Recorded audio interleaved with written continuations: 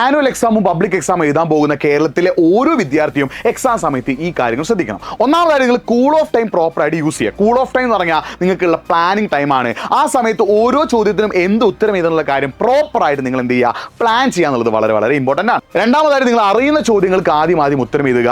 Question number correct ആയിട്ട് ഇടുക. 15ാമത്തെ ചോദ്യം നിങ്ങൾ 16ാമത്തെ ക്വസ്റ്റ്യൻ നമ്പർ ഇട്ടാൽ ഒരിക്കലും നിങ്ങൾക്ക് മാർക്ക് കിട്ടാൻ പോകുന്നില്ല. ഓരോ ചോദ്യത്തിനെയും ആൻസർ നിങ്ങൾ എഴുതി കഴിഞ്ഞാൽ ആ ചോദ്യത്തിൽ നിങ്ങളുടെ ക്വസ്റ്റ്യൻ നമ്പർ കറക്റ്റ് ആണെന്നുള്ള കാര്യം ചെക്ക് ചെയ്യാവുന്നത് വളരെ വളരെ ഇമ്പോർട്ടൻ്റ് ആണ്.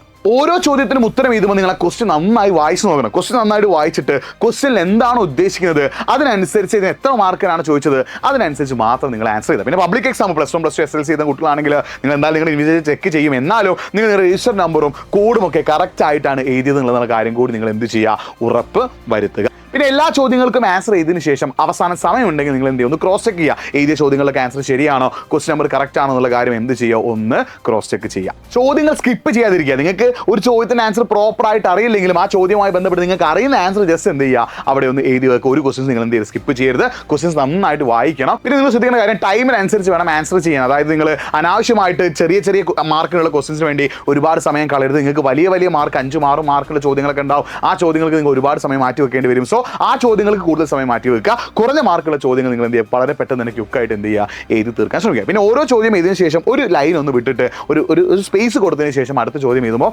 പേപ്പർ വാല്യൂ ചെയ്യുന്ന ആളുകൾ കാണാനൊരു നിർവൃത്തിയൊക്കെ ഉണ്ടാവും. അപ്പോൾ ആ രീതിയിലൊക്കെ നിങ്ങൾ പ്രോപ്പറായിട്ട് എന്ത് ചെയ്യുക, എക്സാം എഴുതുമ്പോൾ ശ്രദ്ധിക്കുക. അപ്പോൾ നന്നായിട്ട് പഠിച്ചിട്ട് വേണം എന്ത് ചെയ്യാൻ, എക്സാം എഴുതാൻ. എല്ലാവർക്കും ഇനി ഇറക്കാൻ പോകുന്ന എല്ലാ എക്സാം ഈസി ആവട്ടെ. ഇത്തരത്തിലുള്ള സ്റ്റഡി ടിപ്സിനായിട്ട് നമ്മുടെ പേജ് ഒന്ന് ഫോളോ ചെയ്ത് വെച്ചോ.